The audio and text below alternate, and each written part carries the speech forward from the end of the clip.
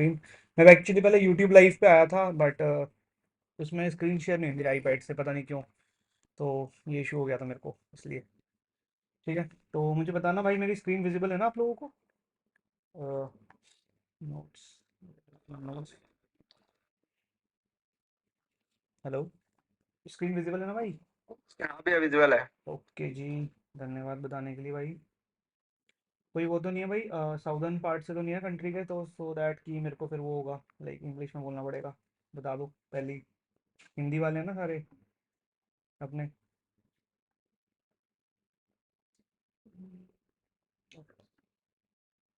ठीक है, चलो शुरू करते हैं भाई। सो ये हमारा पहला टेस्ट था, फर्स्ट टेस्ट था फ्री। ठीक है, इसमें लाइक ये था कि पहले मैंने 70 क्वेश्चन रखे हैं इसमें स्टार्टिंग के कोर सब्जेक्ट। ठीक है, 105 ये सीएसई के लिए मेनली। ये वैसे सॉफ्टवेयर सिस्टम्स के लिए नहीं था, बट द थिंग इज कि सॉफ्टवेयर सिस्टम्स के लिए अलग से 50 क्वेश्चन अलग होते हैं। ठीक है, बट अगर आप सीएसई से हैं then you would be able to solve दो 50 क्वेश्चंस वेरी इजीली, बिकॉज अगर आप टाइम देखेंगे 60 मिनट्स होते हैं, 50 क्वेश्चंस होते हैं। ठीक है, तो you would be able to solve very easily दो क्वेश्चन सीएसई के लिए। बट क्या होता है, लोग कहते हैं कि भाई सॉफ्टवेयर सिस्टम्स का पेपर टफ हो जाता है। तो वो टफ इसलिए होता है, मैं रीज़न बताता हूँ आपको उसका। एक्चुअली वो मैकेनिकल एंड हर किसी टाइप के बच्चे देते हैं ना, तो इस करके वो टफ बन जाता है पेपर। ठीक है, तो that is the only reason कि वो टफ हो जाता है। अदरवाइज सीएसई के लिए बहुत ईजी होता है। वो मैंने देखे हैं इसके पुराने क्वेश्चन। मैं सिर्फ सीएसई का दिया था, I haven't given software system, but the thing मैंने क्वेश्चन देखे हैं, ईजी होता है। ठीक है,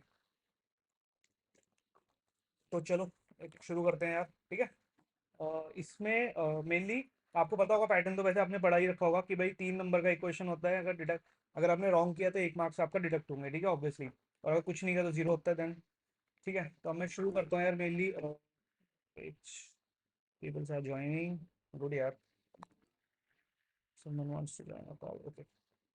सी, so let's discuss about the first question. In the array of n elements, the elements increase from the beginning until the peak element, and then they start to decrease till the last element. ठीक है, find the time complexity of the most efficient algorithm, find the peak element. So guys इसमें simple था, अगर आप देखोगे तो देखो पहले एरे इस टाइप का कुछ हमारा एरे है लाइक 1 5 10। ठीक है, एंड देन आपका आ जाएगा 8 7 4 समथिंग लाइक दिस, कि भाई एक पीक एलिमेंट है इसमें। ठीक है, अब देखो इसमें दो ऑप्शन हो सकते हैं। जो सबसे ब्रूट फोर्स अप्रोच हो गई वो आपकी, यार आप ओ ऑफ एन लगा दो। ठीक है, एक एक एलिमेंट करके सर्च कर लो जो भी मैक्सिमम है। मतलब ऐसा एलिमेंट हमें देखना है जिससे लेफ्ट वाला भी मिनिमम हो और राइट वाला भी मिनिमम हो, समथिंग लाइक दिस। ये हमें पता करना है। ठीक है, इसमें ये वाला पॉइंट आपको ये पता होना चाहिए।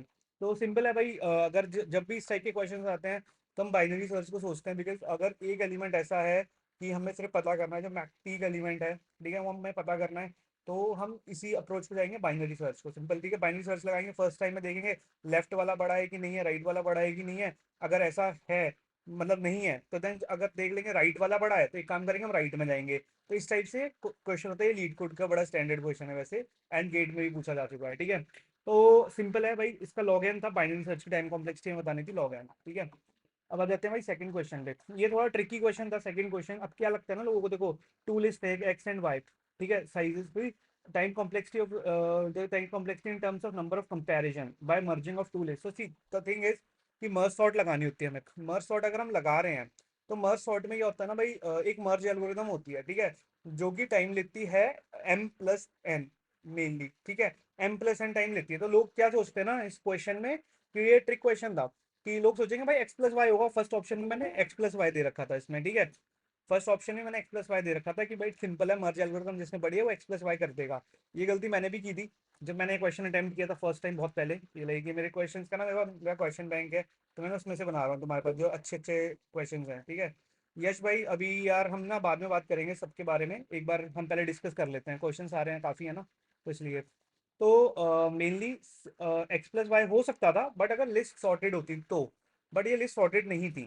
ठीक है, तो सबसे पहले मर्ज एल्गोरिथम के लिए कंडीशन होती है फर्स्ट लिस्ट भी आपका सॉर्टेड होनी चाहिए, सेकंड लिस्ट भी सॉर्टेड होनी चाहिए। ठीक है, तो इसलिए x log x first list को सॉर्ट करने के लिए, क्योंकि हम ऑब्वियसली मोस्ट एफिशिएंट एल्गोरिथम लगाएंगे सॉर्ट करने के लिए, that is the merge sort और quick sort, whatever you want to apply.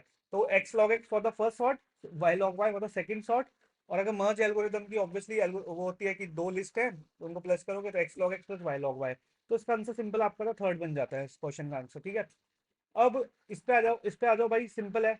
ये वैसे क्वेश्चन जो है ना, ये सिंपल स्टैंडर्ड गेट का क्वेश्चन था, ठीक है। ये 2024 में मैं फर्स्ट सेट दे रहा था तो ये मेरे को आ रखा था। देखो इसको ना सब्सटीट्यूशन मेथड से आप सॉल्व कर सकते हो, वैसे तो सब्सटीट्यूशन मेथड से। तो अगर आप देख सकते हो इसको सब्सटीट्यूशन मेथड देख लेना। बाकी रेफरेंस से मैंने मैंने मास्टर थ्योरम से इसको नहीं किया हुआ है, मास्टर थ्योरम से ये सिंपल मैं सब्सटीट्यूशन से किया था। I will share the proper solution for this. अगर आपको देखना है आप किस टाइम पे भी, मतलब गेट ओवरफ्लो पे भी आप देख सकते हो इस चीज को कि सब्सटीट्यूशन मेथड से कैसे सॉल्व हुआ। ये स्टैंडर्ड क्वेश्चन है, ये टाइम कॉम्प्लेक्सिटी का क्वेश्चन है। ये काफी पेपर्स में डायरेक्टली कॉपी हुआ है, ठीक है। तो इसलिए मैंने इस क्वेश्चन को रखा था एन लॉग लॉग एन इसका आंसर है। और मैं गेट में गलती करके आया था, इसकी N square log log N करके आ गया था इसका गलत, ठीक है। तो इसलिए एन लॉग लॉग एन है। मैं इसका प्रॉपर सोल्यूशन आपको शेयर भी कर दूंगा स्टैंडर्ड रिसोर्सेज से, क्योंकि सब्सटीट्यूशन मेथड किसी कुछ लोगों ने पढ़ा भी होता है, किसी लोगों ने नहीं पढ़ा होता। मोस्टली लोग हम लोग प्रेफर क्या करते हैं, मास्टर थ्योरम पढ़ना। बट आई वुड सजेस्ट कि ये क्वेश्चन आपको आना चाहिए, एक बार इसको देख लेना, ठीक है। सब्सटीट्यूशन मेथड से कैसे सॉल्व करना है, ये बहुत वेरी स्टैंडर्ड क्वेश्चन है, ठीक है। बस और कोई कोई क्वेश्चन देखने की जरूरत नहीं है सब्सटीट्यूशन से, ये वाला देख लेना, ठीक है। इसका फर्स्ट आंसर है आपका, सिंपल है। बट अब इसके बाद आते हैं, consider the quick sort algorithm set of N numbers where the every recursive subroutine of the algorithm chooses the median as a set of pivot. अब हमारे मन में क्या लगता है ना कि भाई अगर मीडियन है तो क्विक सॉर्ट क्या होगा, क्विक सॉर्ट हमारा अपना बेस्ट एल्गोरिथम दिखाएगा हमारा। तो बेस्ट केस हो जाएगा, तो एन लॉग एन हो सकता है क्विक सॉर्ट की एल्गोरिथम, बट ऐसा नहीं होता भाई, ठीक है। देखो क्या होगा ना, मान लो लेट्स से आपका मीडियन कुछ इस टाइप से है। आपका एरे दे रखा है 1, लेट्स से 2, 3, 10, 4, 5, 6, ठीक है। लेट्स से अगर आपको कुछ एरे इस टाइप का दे रखा है, ठीक है। और अब आप सोचोगे कि भाई मीडियन ले लेते हैं हम इसका। तो भाई मीडियन तो देखा जाए, जब आप पिवट आपका आएगा तो मीडियन तो हमेशा लास्ट में शिफ्ट हो जाएगा ना, तो ये वर्स्ट केस बन चुका है। मीडियन भी वर्स्ट केस हो सकता है, ठीक है। बट ये अगर ये बोलते कि एरे आपका क्या कहते हैं, सॉर्टेड है या कुछ वैसा है, थोड़ा बहुत हाफली सॉर्टेड है, बट वर्स्ट केस हमेशा मीडियन में ये बन जाता है भाई, ऑब्वियसली कि भाई ये लास्ट या फर्स्ट पोजीशन में मीडियन चले जाता है। लेट क्या पता ये सबसे छोटा एलिमेंट होता है, ये जीरो होता। तो ये हमेशा, मतलब अगर कोई ऐसा एलिमेंट हमेशा सेंटर में आ रहा है कि जो सबसे छोटा है, तो हमेशा या तो स्टार्टिंग में जाता रहता है, तो वर्स्ट केस बन जाता है। तो इसलिए हमेशा वर्स्ट केस इसकी ओ ऑफ एन स्क्वायर है। अगर सोचो, अगर आप खुद सोचो, अगर इसका वर्स्ट केस अगर हम चेंज कर सकते क्विक सॉर्ट का, तो भाई ऑब्वियसली आज तक एन लॉग एन नहीं बन जाती एल्गोरिथम इसकी। तो हमेशा वर्स्ट केस फिर हमने एन स्क्वायर क्यों है इसका, ठीक है। ये क्वेश्चन है, ये गेट में भी पूछा गया है, ये काफी सारे कॉम्पिटेटिव एग्जाम्स में भी पूछा गया है। तो इसलिए you should know the logic behind this, ठीक है, सिंपल है। अब आ जाते हैं, मैंने एक क्वेश्चन दिया था आपको हैश टेबल का कि भाई लेट्स से इंडेक्स 2 पे हमारे कितने होंगे। देखो सिंपल था ये क्वेश्चन, काफी ज्यादा सिंपल था। बट लोगों ने क्या किया है कि भाई इसको सॉल्व भी किया होगा, ठीक है। आप देख सकते हो ऑब्वियसली इसमें हम क्या यूज कर रहे थे। अगर आप देखोगे तो हम लीनियर प्रोबिंग यूज कर रहे हैं, कोलिजन रिजोल्यूशन। और ये चेनिंग नहीं है। चेनिंग होता है तो एक एक जगह पे, एक ब्लॉक पे काफी सारे एलिमेंट्स हो सकते हैं, चेनिंग अगर होता तो। बट ये चेनिंग नहीं था, ये सिंपल लाइक लीनियर प्रोबिंग था। तो एरे में एक एक एलिमेंट, तो हमें पता है भाई ऑब्वियसली हैश टेबल में एक ब्लॉक में एक ही एलिमेंट होगा, ऑब्वियसली मैक्सिमम मैक्सिमम एक एलिमेंट ही हो सकता है, ठीक है।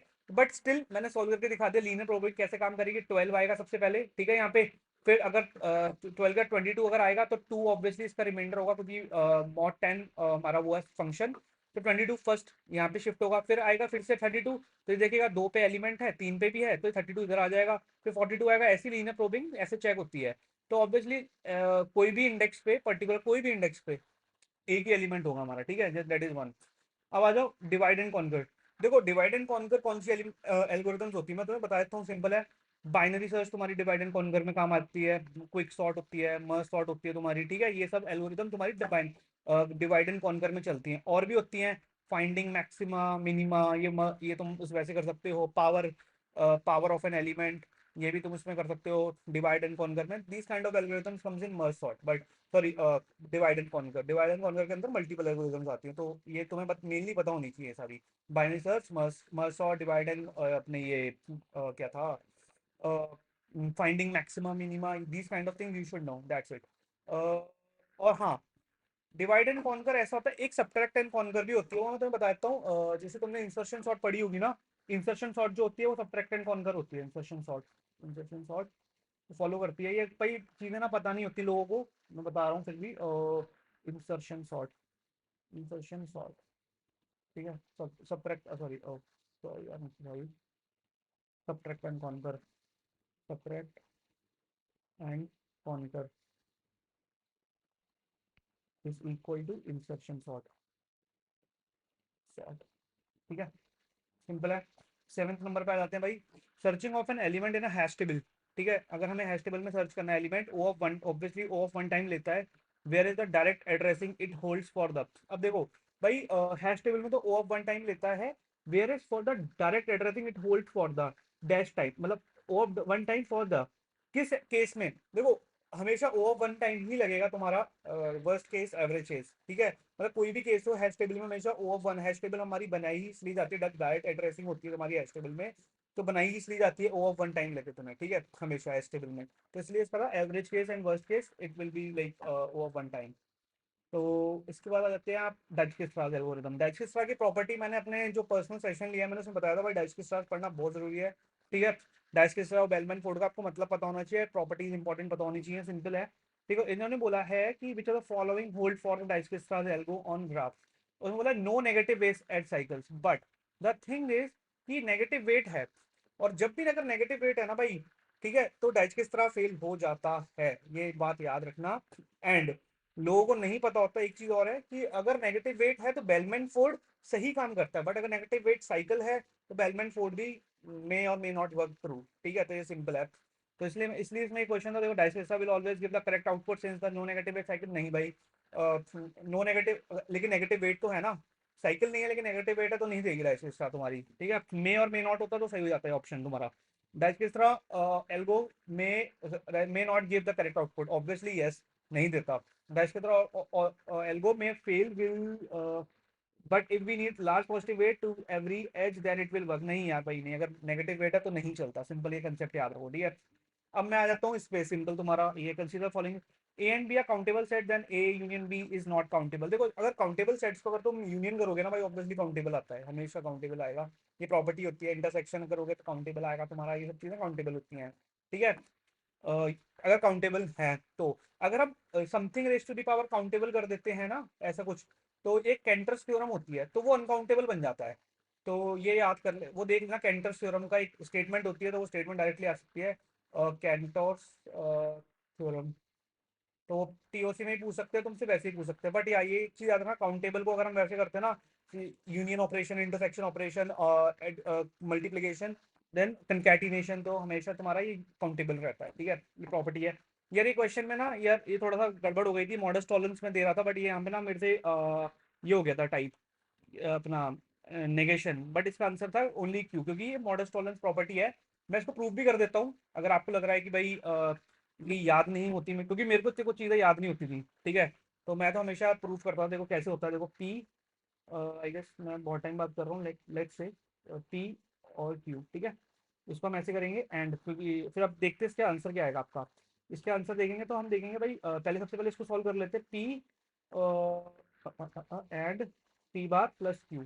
ठीक है, तो पी से पी बार करोगे आप, ठीक है, और पी से क्यू करोगे आप, पी से पी बार मल्टीप्लाई करोगे तो ये तो जीरो हो जाएगा, एंड पी क्यू हो जाएगा। और पी हमेशा इसमें हमें ट्रू दे रखा है, तो पी अगर ट्रू है आपका, तो ऑब्वियसली फिर एट द एंड बचा डिपेंडेंट किस पे होगा आपका, क्यू पे डिपेंडेंट होगा, that's why the answer is Q for this. ठीक है, ये था इसका आंसर क्यू। अब मैं आ जाता हूँ भाई, गंदगी नहीं करते, मेरे को थोड़ा गंदगी ज़्यादा था इसमें थोड़ा। ठीक है, अब आ जाओ भाई इस पे, consider the following statement, relations. Relations अगर आपने पढ़े होंगे, then let me tell you about relation, every asymmetric relation is reflexive. ठीक है, तो मैं आपको बताता हूँ, एंटी जो सिमेट्रिक होता है ना हमारा एसिमेट्रिक रिलेशन, तो एसिमेट्रिक रिलेशन क्या होता है हमारा, इसमें सिमेट्रिक एक भी नहीं हो सकता ना, डायगोनल पेयर्स भी नहीं हो सकते, यानी अगर 1 2 है तो 2 1 नहीं होगा ना, 1 1 होगा। ठीक है, तो अगर 1 2 है तो ऑब्वियसली अगर आपका 1 2 है तो इररिफ्लेक्सिव भी नहीं होगा ना भाई तुम्हारा, ऑब्वियसली, क्योंकि diagonal pairs not allowed in this asymmetric relation, diagonal pairs are not allowed. ठीक है, तो इसलिए इररिफ्लेक्सिव होता है ये रिलेशन हमेशा आपका साथ में। ठीक है, तो स्टेटमेंट वन आपकी सही थी, every asymmetric relation is anti symmetric, obviously, क्योंकि ये देखो ये रिलेशन होता है, एंटी सिमेट्रिक है तो एसिमेट्रिक होगा, तो अगर आपका एंटी सिमेट्रिक है तो आपका every asymmetric relation, sorry sorry sorry, anti symmetric होता है पहले, एसिमेट्रिक यहाँ पे होता है, एसिमेट्रिक अंदर होता है और एंटी सिमेट्रिक आपका बाहर होता है। ठीक है, तो every asymmetric is also anti symmetric, ये होती है प्रॉपर्टी। ठीक है, तो स्टेटमेंट वन स्टेटमेंट टू आपका सही थी, और there are some relation which are neither reflexive nor neither reflexive nor irreflexive. इसका हम देख लेते हैं, सोचते हैं हम, there are some relation which are neither reflexive nor irreflexive. इसका मैं अगर एग्जांपल लेना चाहूँ ना, इधर reflexive nor reflexive, let's say 1,1। Yes, अगर आप डोमेन ले लोगे भाई 1 2 3, तो आपका जो ये है 1,1, अगर आप इस पर रिलेशन लेते हो, ठीक है, तो then it is neither reflexive nor irreflexive. ठीक है, तो सिंपल है। तो इसलिए तीनों स्टेटमेंट इसकी सही थी। अब आ जाते हैं टोटोलॉजी। अगर आप टोटोलॉजी में देखोगे, इसका मैंने सोल्यूशन यहाँ पे लिख रखा है। इसको अगर हम सॉल्व करेंगे, देखो ये रहा पी पी बार। इसको अगर आप सॉल्व करोगे तो एक्चुअली ना इसको हम ऐसे लिख सकते हैं, पी बार से क्यू, पी बार प्लस क्यू, हम इसको ऐसे लिख सकते हैं। ठीक है, तो मैंने इसको सिंपल ऐसे लिखा, ये हटाया मैंने ये वाला पार्ट जो हमारा था मेनली एरो वाला। तो पी बार था तो पी हो गया सिंपल, प्लस पी से क्यू, और इस पर आप लिखोगे पी बार प्लस क्यू। अब पी से पी बार ये आपका 1 बन गया, प्लस क्यू बन गया, और 1 plus anything is equal to 1 obviously. ठीक है, तो इसलिए टोटोलॉजी था आपका। और ये वाले क्वेश्चन में थोड़ा डाउट है, 13th वाले में थोड़ा सा मैं इसको देख रहा था, इसके ना मेरे को सारे ऑप्शन ही सही लग रहे हैं, ऑल है इसका आंसर। ठीक है, क्योंकि अगर आप देखोगे फर्स्ट वाला स्टेटमेंट जो है T1 से T2 बन रही है आपकी कन्फ्लिक्ट सीरियलाइजेबिलिटी है, ऑब्वियसली T2 से T1 बन रहा है, और आपका T2 से T1 बन रहा है। बाकी मैं इसको एक बार चेक करके ना, मैंने इसको लिख रखा है 13 नंबर को, मेरे को एक बार वेरीफाई करना है। ठीक है, अब आ जाते हैं भाई हम इसमें आपका ये वाले पे। ये सिंपल आपका ए यूनियन बी वाला फॉर्मूला लगना है, इसको आप सॉल्व कर लेना। ठीक है, इसको मैं नहीं बता रहा, सिंपल है। आप आ जाओ मेनली इसमें, which are the following is are inherent application of stack. Stack की एप्लीकेशन कौन सी होती है? Evaluation of postfix expression, yes होती है। पोस्टफिक्स जब भी है, पोस्टफिक्स प्रीफिक्स आप जब भी करोगे ना भाई, तो आपको मेनली स्टैक की रिक्वायरमेंट पड़ता है। ठीक है, और F C F S job scheduling stack में नहीं, जरूरत नहीं है इसमें स्टैक की, आप इसमें क्यू से भी कर सकते हो, कोई इशू नहीं है। ठीक है, फर्स्ट कम फर्स्ट सर्व जो क्यू होता है तो फीफो ऑर्डर करेगा। शॉर्टेज जॉब फर्स्ट में भी स्टैक की जरूरत नहीं है आपको। ठीक है, राउंड रॉबिन में भी जरूरत नहीं है। ठीक है, ये सब कुछ आपका क्यू से काम हो जाता है, उसमें उनमें क्यूज होती हैं। ठीक है आपकी, तो ये सब चीज है। इसके अलावा हम आ जाते हैं भाई ये, given the following evaluation the output and determine the maximum stack. यार इसको ना मैं सॉल्व कर देता हूँ तुम्हारे लिए यहाँ पे। देखो इसका सोल्यूशन 6 2 3 स्टार, ओके 6 2 3 स्टार, क्योंकि अगर आपको पता ना हो, +4 2 +4 2 +4 2 -6 2 -6 2 divide plus divide plus and star. ठीक है, ये अगर हम इसको सॉल्व करेंगे, सिंपल है, देखो मैं आपको बताता हूँ। सबसे पहले ये है हमारा पोस्ट फिक्स है। ठीक है, पोस्ट फिक्स एक्सप्रेशन है हमारा। तो ए बी प्लस का, ए बी प्लस टाइप से होता है, तो स्टैक में ये ऐसे जाते हैं ए बी।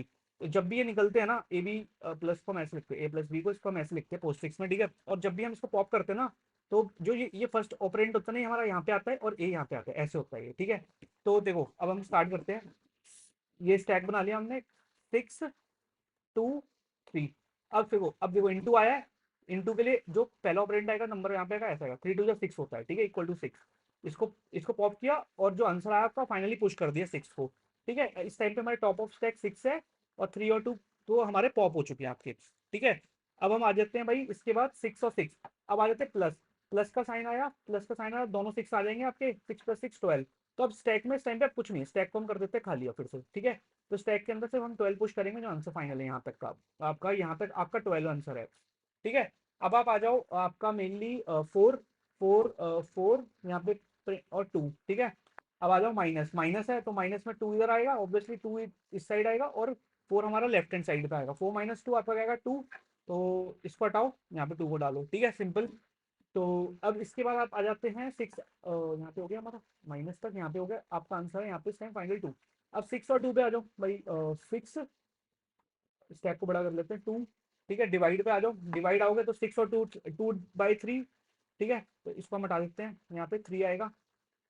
ठीक है, तो डिवाइड में अब प्लस करोगे, प्लस में 3 + 2 आपका आएगा 5 मेनली। ठीक है, 5, 3 + 2 को अगर आप प्लस करोगे तो आपका ये आ गया 5 यहाँ पे इस टाइम पे, और 5 और इंटू, और लास्ट में 12 भी हमारे पास है, 5 × 12 60।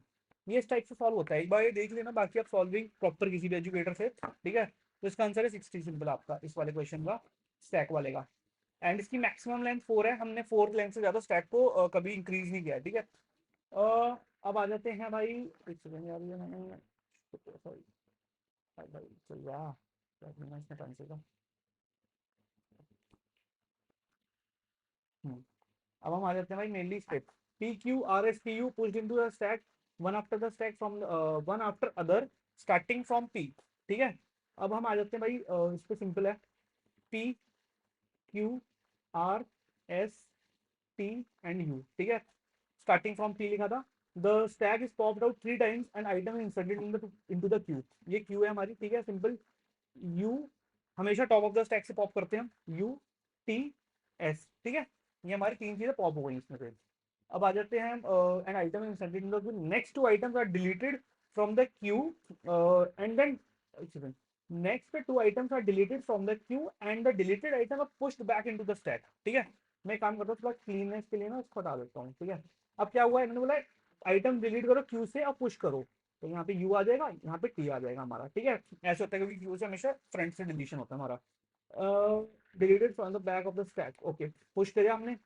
Now one item is popped from that stack and then one item from the top of the stack, and which item is the top of the stack? अगर आप T को पॉप कर रहे हो, आप पूछ रहे हो आपका आइटम कौन सा बचा है, दैट इज यू ऑब्वियसली, ठीक है, तो यू आंसर था उसका, सिंपल है।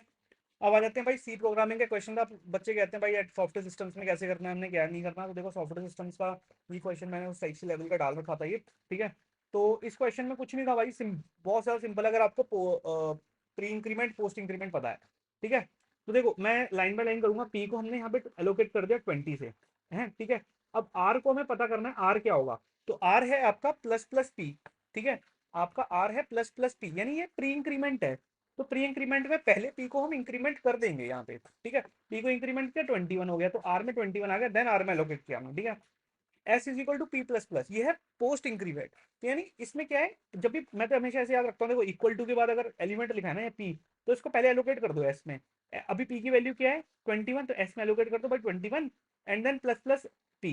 पी को बाद में प्लस कर दो, 22 कर दो। अब ये चेक कर रहे हैं R is equal to S है या नहीं है, भाई ऑब्वियसली है, R is equal to S हमारा। तो प्रिंट कर दो एस, एस की वैल्यू क्या थी 21, तो आंसर है 21, सिंपल, ठीक है।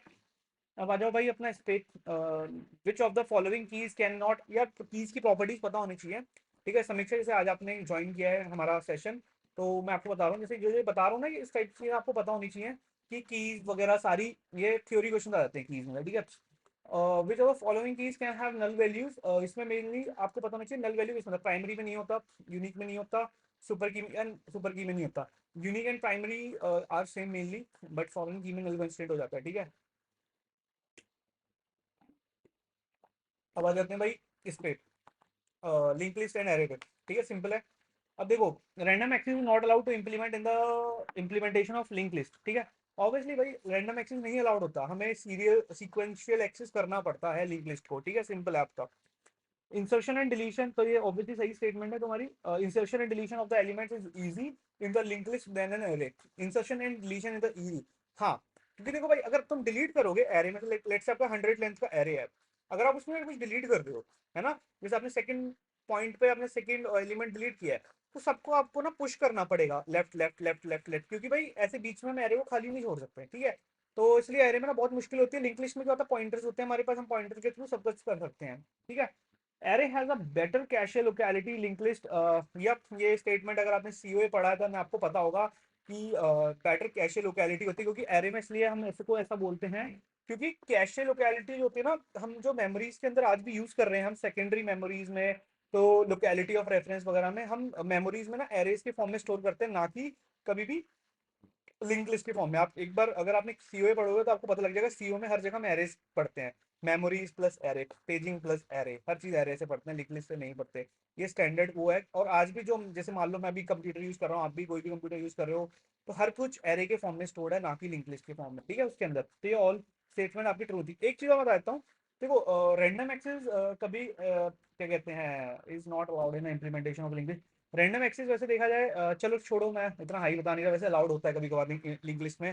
हम उसको एक्सेस कर सकते हैं एरे को, मतलब एड्रेसेस को स्टोर कर सकते एक एरे में, हम उन एड्रेस को डायरेक्ट एक्सेस कर देते हैं, बट एफिशिएंट नहीं है वो बहुत ज़्यादा, ठीक है, एक्स्ट्रा स्पेस लगता है, ठीक है, इसलिए। अब आ जाओ भाई, विच of the following statement is correct. तो यार देखो ये होता है, एक डायग्राम होता है, एवीएल सबसे ऐसा छोटा, binary search tree, then binary tree, ठीक है। तो एवरी बाइनरी सर्च, आपको अगर ये वेन डायग्राम टाइप पता है, then you will be able to answer this question. See, every binary search tree is a AVL tree, every binary search tree is a AVL tree, नहीं यार, छोटा वाला बड़ा कभी नहीं होता। ये बोल रहे हैं binary search tree AVL tree होगा, नहीं यार, नहीं हो सकता, ठीक है। Every AVL tree is a binary search tree, yes obviously हमें दिख रहा है, होता है। Pre order and post order traversal combination can uniquely construct and binary tree, pre order नहीं यार, इन ऑर्डर मस्ट है। प्री देखो कौन से कर सकते हैं, pre plus in plus post, ये कर सकते हैं, ठीक है। प्री और पोस्ट कभी नहीं कर सकते, ठीक है। तो ये रॉन्ग था, ये रॉन्ग था आपका। Pre order traversal theta of N square नहीं यार, प्री ऑर्डर ट्रावर्सल लेता है आपका big O of N, theta of N, ठीक है। तो सेकेंड ऑप्शन इसका सही था, सिंपल। तो डिस्कशन में क्या होता है ना भाई, ये सब चीजें पता लगती हैं। देखो मैं आंसर की सिलेक्ट भेज दिया, बट आपको ये है कि उसमें एक आंसर पता लग जाएगा, ठीक है। बट डिस्कशन में सारी चीजें पता लगती है कि हम अटेम्प्ट कैसे कर रहे हैं, हमें सोचना कैसे थोड़ा बहुत। Which of the following statement is are correct? BFT works on the concept of first in first out. Obviously BFT ऐसे ही करता है, ठीक है। DFS हमेशा आपका स्टैक के फॉर्म में करता है काम। Stack can be use to implement BFS, no it DFS, ठीक है। स्टैक हमेशा DFS करता है, क्यों हमेशा आपको करता है। Searching complexity of binary search, no it's big O of like log n mainly, ठीक है। Theta of log n, when array is used, theta and नहीं हमारा login लगता है। q will be used to implement DFS pre traversal, nope।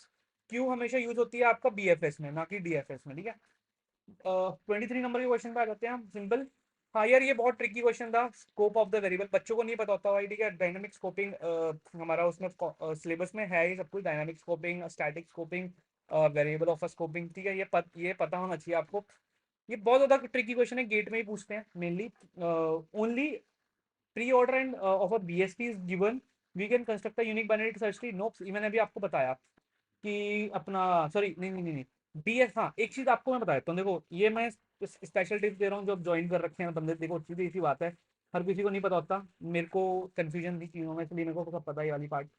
Binary tree जो होता है ना, हम तो उसको प्री प्लस इन ऑर्डर, या फिर और इन प्लस पोस्ट ऑर्डर, ठीक है। ये इन चीजों से हम कंस्ट्रक्ट कर सकते हैं। बट BST जो होता है ना भाई, उसको हम प्री ऑर्डर से भी कंस्ट्रक्ट कर सकते हैं ओनली, और पोस्ट ऑर्डर से भी ओनली, पोस्ट ऑर्डर से ओनली कंस्ट्रक्ट कर सकते हैं, ठीक है। ये कंसेप्ट है, तो याद रखना। तो इसमें फर्स्ट स्टेटमेंट वही कर जो कि ट्रू थी हमारी। In hashing linear probing inside the hash table elements are stored inside the hash table. अगर आप देखोगे ये वाले part, in hashing the linear probing technique, obviously hashing में इनसाइड द हैश टेबल करते हैं, चेनिंग में हम बाहर करते हैं, ठीक है। Scope of the static variable is the entire program. देखो स्कोप जो होता है ना, जो डिलीट होता है स्टैटिक वेरिएबल आपका, हमेशा प्रोग्राम रन होने के बाद डिलीट होता है। बट द थिंग इज, जो स्टैटिक वेरिएबल जो वर्क करता है ना, with in a function work करता है आपका हमेशा, वो सिर्फ उस फंक्शन के अंदर उसकी वैल्यू वैलिड होती है। अदरवाइज जैसे आप उस फंक्शन के बाहर जाओगे ना, वो वैल्यू आपको गार्बेज दे देगा। तो इसलिए स्टैटिक वेरिएबल का स्कोप पूरे प्रोग्राम में नहीं होता। बट या मेमोरी क्रिएटेड रहती है स्टैटिक वेरिएबल की, बट स्कोप नहीं होता। आप ऐसा नहीं है कि एक एक वेरिएबल को आपने इस प्रोग्राम में क्रिएट किया, इस वाले लाइक फंक्शन में किया, एक फंक्शन में आप वाई फंक्शन में उस वेरिएबल को यूज कर लोगे, नहीं। उसी फंक्शन में यूज होगा भाई, या फिर आपको पास बाय रेफरेंस करना पड़ेगा, ठीक है। तो ये फॉल्स स्टेटमेंट थी इसकी। विच of the following is not a dynamic data structure, obviously array is a static data structure. तो ये डायनामिक नहीं होता, वेक्टर्स होते हैं सी प्लस में डायनामिक, आप कर सकते हो वेक्टर्स को, ठीक है। बट एरे नहीं होता है, ठीक है। तो लिंक लिस्ट होती है डायनामिक आपकी, स्टैक होता है बाइनरी सेल, क्योंकि स्टैक को इसलिए बोला है ना, क्योंकि स्टैक को हम लिंक लिस्ट से इंप्लीमेंट कर सकते हैं, that's why stack is a dynamic. अगर स्टैक को अगर आपने एरे के थ्रू अगर आपने इंप्लीमेंट किया है, then it won't be dynamic structure, ठीक है।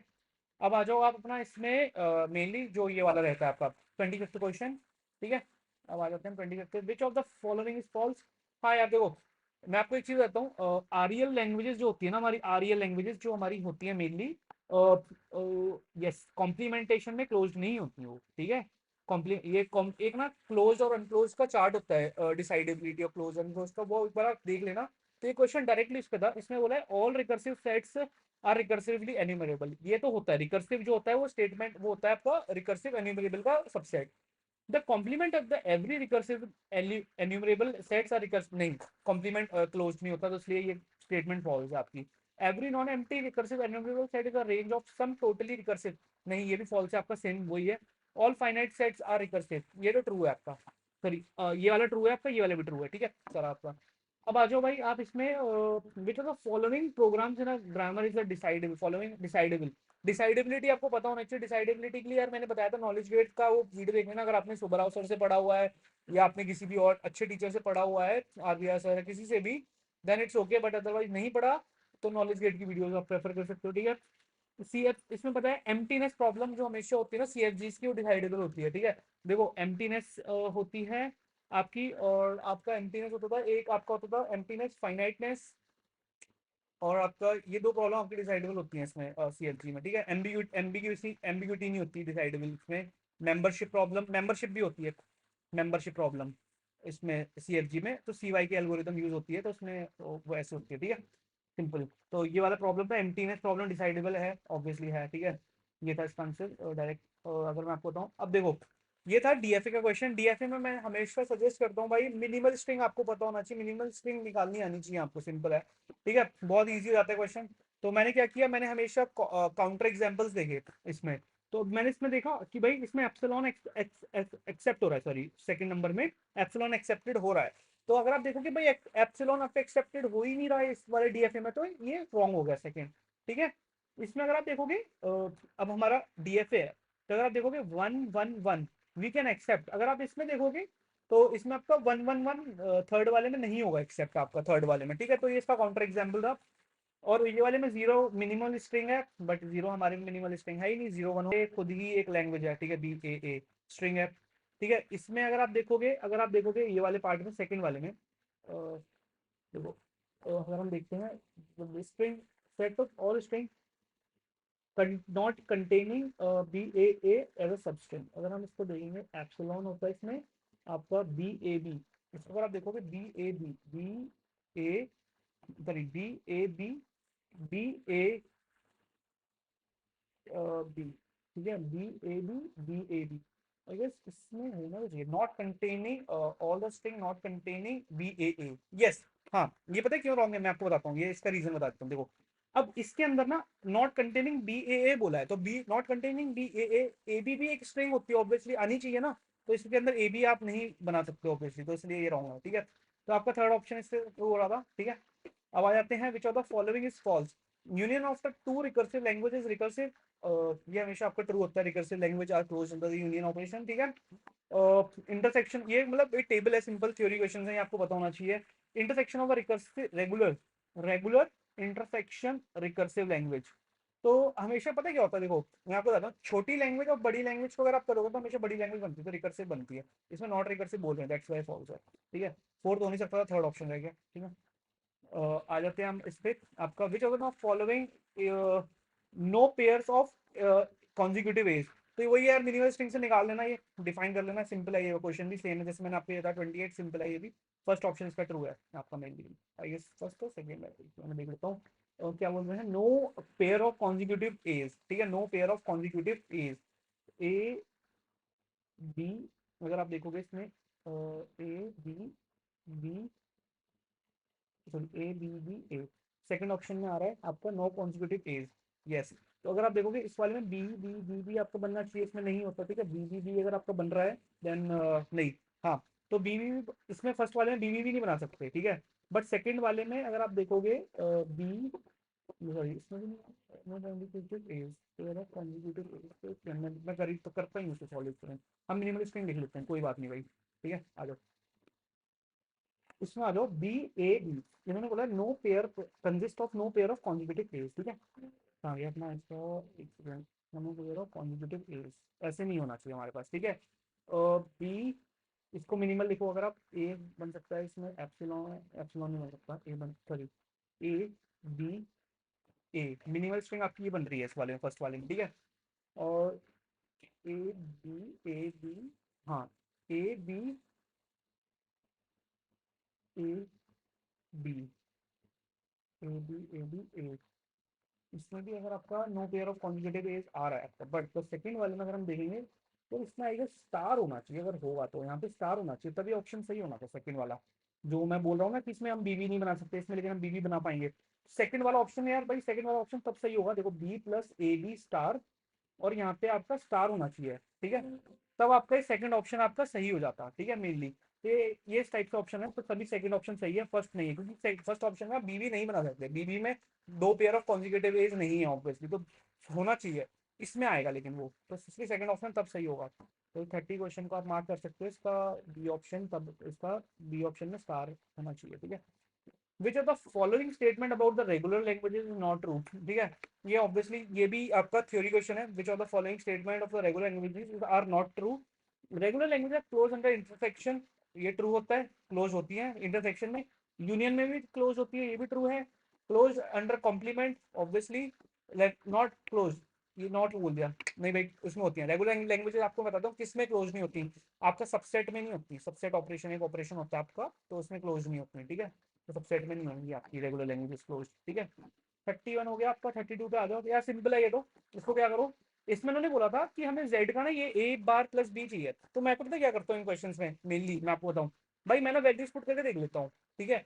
तो मैंने क्या किया भाई, मैंने वैल्यूज पुट करी सिंपल, मैंने देखा भाई p को अगर हम 0 रख लेते हैं, आप भी वैल्यूज पुट करके देख सकते हो, p को 0 रखो, q को b बार रखो, p को अगर मैंने 0 रखा, q को मैंने b बार रखा, तो अब 0 यहाँ पे रखा, तो अगर आप देखोगे a, ये a था, a प्लस 0 हो गया ये, ठीक है, ऑब्वियसली तो a ही होगा, है ना।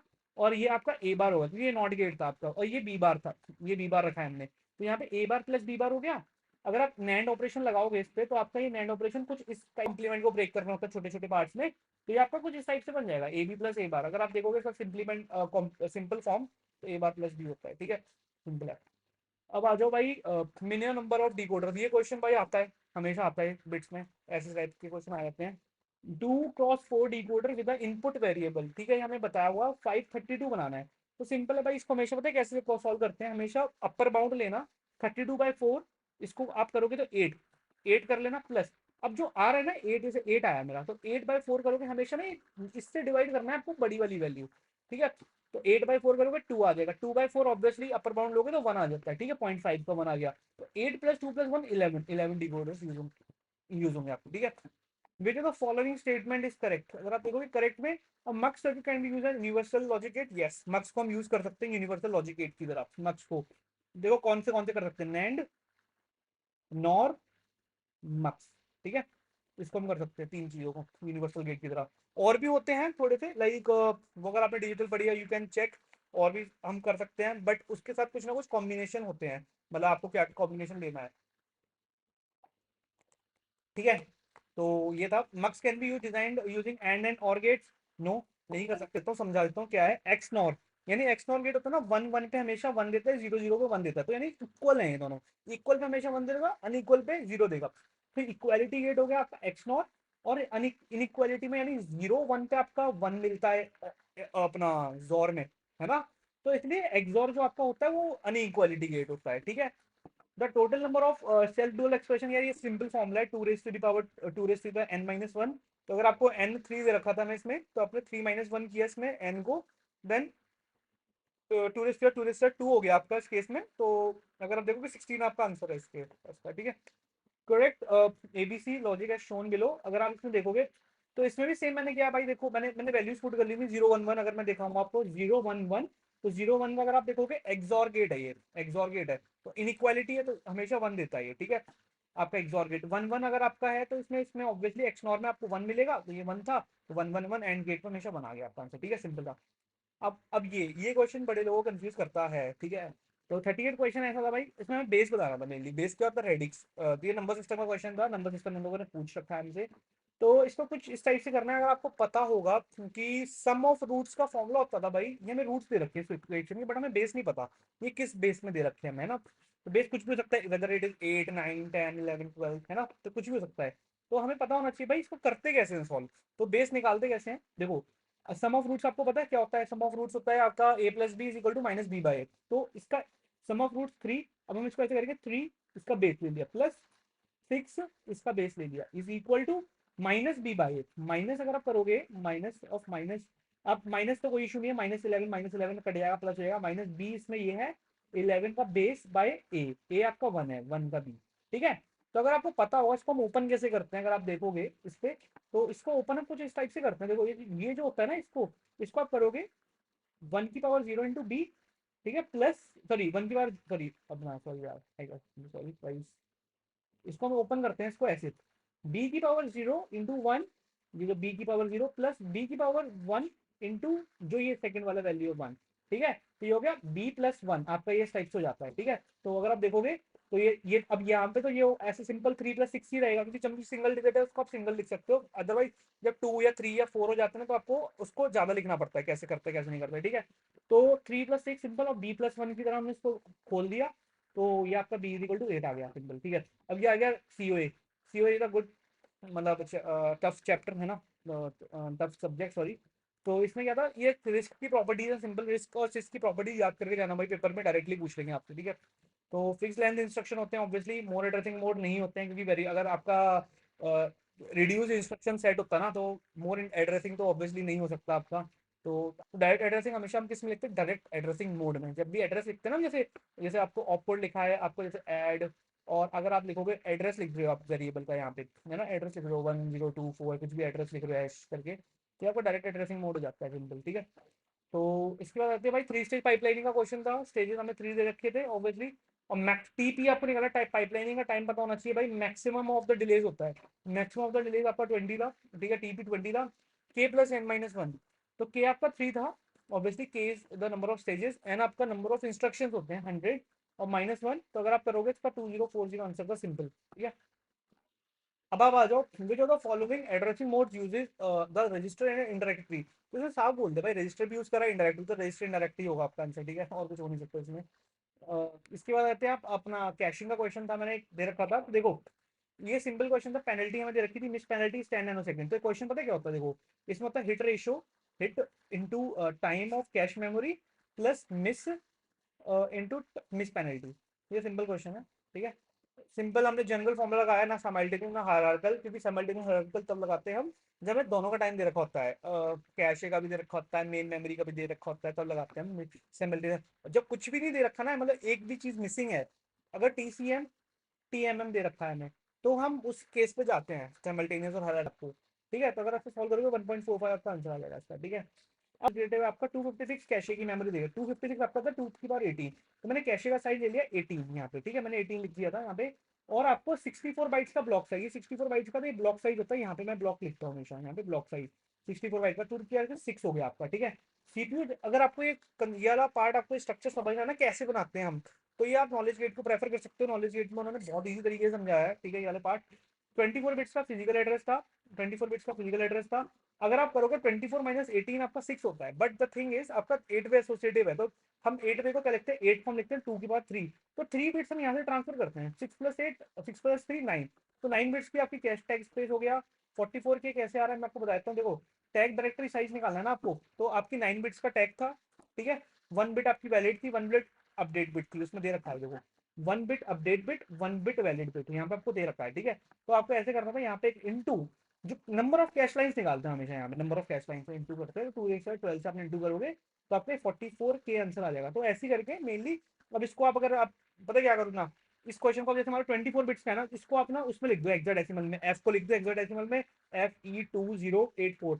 तो आप देखोगे ना जो सेट प्रेजेंट इन सेट, तो जो यहाँ पे ना -3 करना पड़ेगा, लेकिन आपको यहाँ पे 9 बिट्स, 9 बिट्स मिडिल की चेक करनी है आपको, 9 बिट्स मिडिल की, तो आप उसको चेक कैसे करोगे, 9 बिट्स यहाँ पे हो जाएंगी आपकी tag, 9 bits for set, set की 9 बिट्स, ठीक है। बाकी की रिमेनिंग आपकी वो हो गई जो ब्लॉक नंबर, ठीक है। तो ये वाली आपको 9 बिट्स या लेक्सिकल एरर क्यों नहीं है, फॉर लूप तो है यहाँ पे, इसको लेक्सिकल एरर नहीं कह सकते हम यहाँ पे कि ये लेक्सिकल में फॉर लूप का सिंटेक्स एक्सपेक्ट करेगा, बट नहीं यार, सिंटेक्स एरर, सिंटेक्स एरर में आएगा ये, लेक्सिकल इसलिए नहीं क्योंकि इसको फॉर लूप लगेगा भाई, ये फंक्शन है, सिंपल है, इसको लगेगा ये फंक्शन का फर्स्ट पैरामीटर है, सेकंड है, थर्ड है, तो इसलिए लेक्सिकल में पास हो जाएगा ये, ठीक है। सेकंड वाले में आएगा सिंटेक्स में चेक होगा कि भाई सिंटेक्स इसका खराब है, तो भाई इसलिए एरर आउट हो जाएगा कि भाई सिंटेक्स एरर है, ठीक है।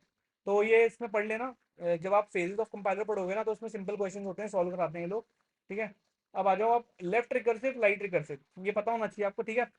तो मैं आपको सिंपल से एग्जांपल बता देता हूँ, ये आपको ना लेफ्ट रिकर्जन में दिख रहा है, अगर आप देखोगे ना, ई इज ई से E+T है, तो ई हमेशा पे लेफ्ट में ना, तो आपके लेफ्ट रिकर्जन है ऑब्वियसली, ठीक है। अगर आप आपको चेक करना है कि लेफ्ट रिकर्जन किस में नहीं है, अगर आप देखोगे इस वाले में, अगर आप चेक करोगे ना, देखो ई से TX गया +TX।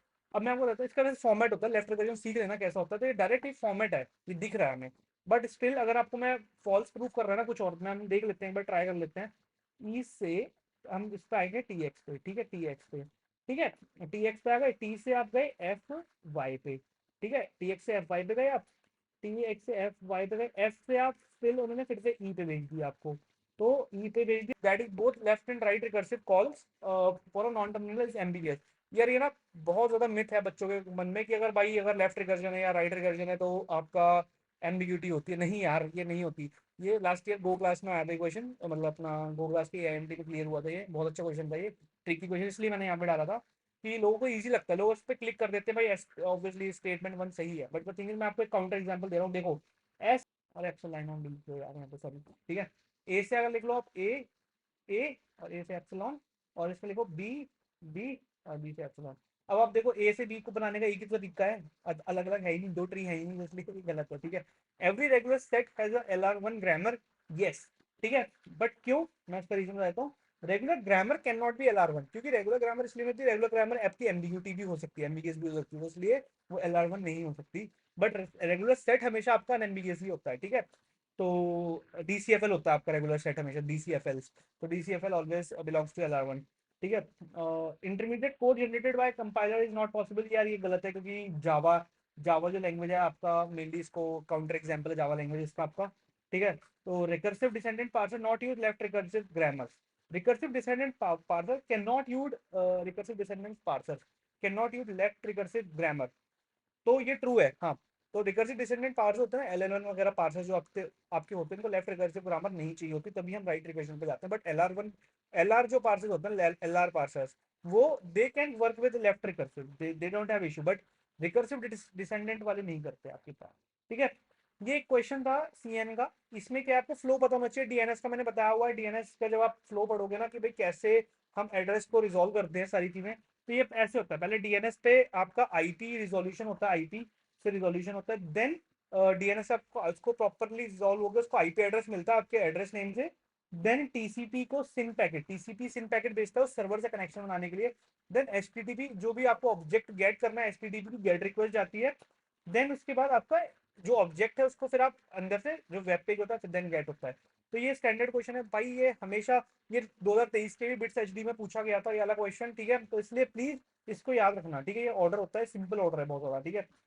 और ये था भाई फर्स्ट एंड फॉलो का क्वेश्चन, आपका सिंपल है, देखो फर्स्ट एंड फॉलो में क्या करना होता है, फर्स्ट ऑफ एस निकालना था आपको, फर्स्ट ऑफ एस निकालोगे तो बी तो आपको सामने दिख रहा है बी, और first of s is equal to first of a, तो ए का क्या है फर्स्ट ए, तो बी ए आपका फर्स्ट ऑफ एस है, first of a obviously first of a अगर आप निकालोगे तो फर्स्ट ऑफ एस पे रेफर करना पड़ेगा हमें, तो बी ए और इसमें एप्सिलॉन भी आएगा, ठीक है, एप्सिलॉन भी आएगा, ठीक है। तो BA एप्सिलॉन, तो फर्स्ट अगर आपका आ गया, तो अगर आप देखोगे तो भाई आपको फर्स्ट ही आपका आंसर क्लियर हो रहा है कि ये रात का आंसर, ठीक है, बट स्टिल मैं आपको फॉलो बता देता हूँ भाई, देखो फॉलो अप अगर आप एस निकालोगे तो एस का फॉलो अगर आप देखोगे तो फॉलो अप ए होता है, क्योंकि देखो पहले तो एस फर्स्ट सिंबल है तो हमेशा डॉलर तो आपको ऐड करना ही पड़ेगा, तो इसमें डॉलर ऐड किया हमने, तो follow up s is equal to first of a, first of a क्या है आपका ए और बी आपका ये हो गया, फॉलो ऑफ ए अगर आप चेक करोगे तो is equal to first of S, तो फर्स्ट ऑफ एस आपका क्या है बी, फर्स्ट ऑफ एस आपका है बी ए आपका, तो ये आपका आंसर हो गया इसमें, ठीक है, fourth option. which of the following is not true about LR grammars? They require left factor grammar. नहीं भाई, they can work with left factor grammar as well. LL1 अगर होता LL1, LL वालों को नहीं चाहिए होती है ना, ऑब्वियसली LL1 नहीं काम कर पाते, बट LR कर लेते हैं, ठीक है, विदाउट लेफ्ट फैक्टर भी, मतलब LR और सॉरी वो LR पार्सर आपके दोनों से काम कर लेते हैं, लेफ्ट फैक्टर से भी कर लेते हैं और विदाउट लेफ्ट फैक्टर से भी कर लेते हैं, बट LL1 वालों को आपको लेफ्ट फैक्टर चाहिए होती है, इसलिए वो स्टेटमेंट आपकी गलत है। which which of the following parser require the first and follow set, अगर आपने LL1 पढ़ा हुआ है ना तो आपको पता होना चाहिए कि जो टेबल बनती है ना उसमें, तो उसमें फर्स्ट एंड फॉलो हमारा काम आता है, तो LL1 से ही होता है, LR1 इन वगैरह में फर्स्ट एंड फॉलो की कोई जरूरत नहीं है भाई, कोई जरूरत नहीं होती, इनमें नहीं होती इतनी जरूरत, ठीक है, बट इसमें जरूरत होती है LL1 में आपकी मेनली, ठीक है।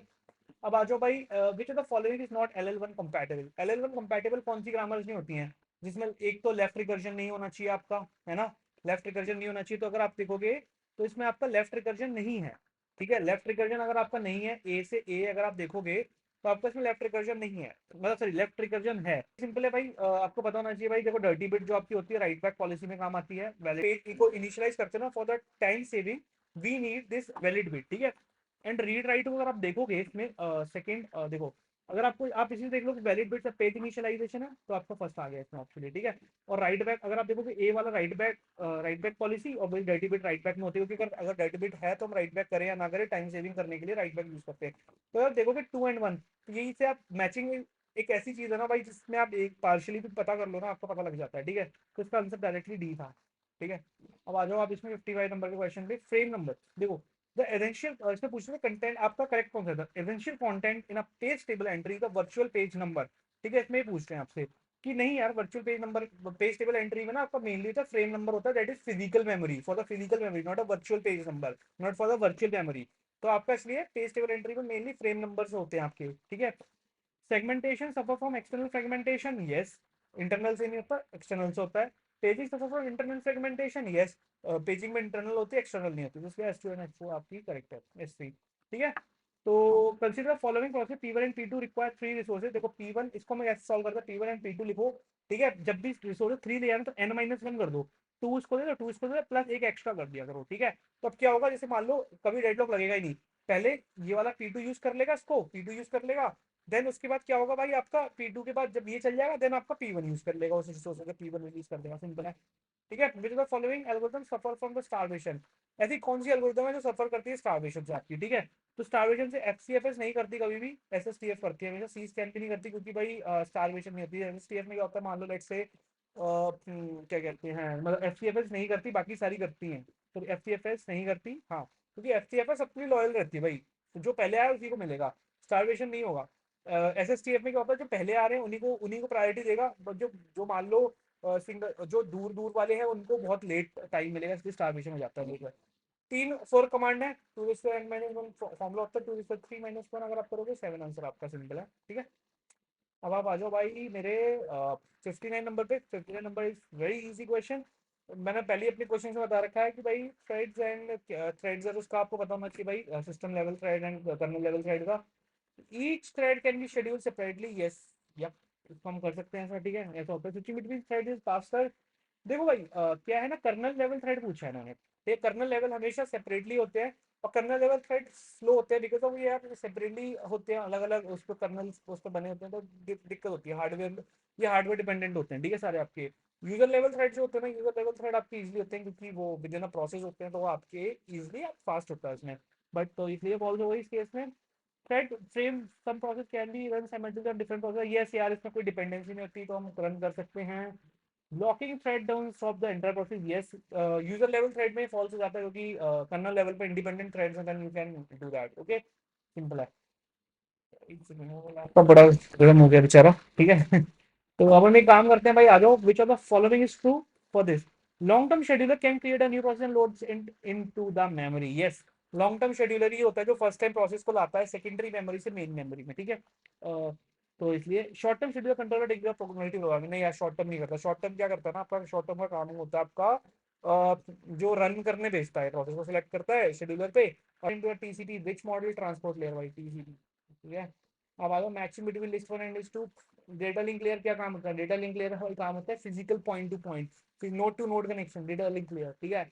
आपका point to point physically data link layer, ठीक है। नेटवर्क लेयर का आपका काम होता है भाई, नेटवर्क लेयर का हमेशा राउटर्स का काम होता है, राउटर्स जब भी आएंगे नेटवर्क मोड टू नेटवर्क काम करता है। नेटवर्क ट्रांसपोर्ट लेयर आपका होता है, ये एंड टू एंड कम्युनिकेशन करता है। तो जब मैंने OSI मॉडल बताया हुआ है पढ़ने के लिए, तो OSI मॉडल पढ़ लेना भाई अच्छे से, क्लियर क्वेश्चन बन जाएंगे, ठीक है। Which was the following responsible for the mapping of IP addresses to the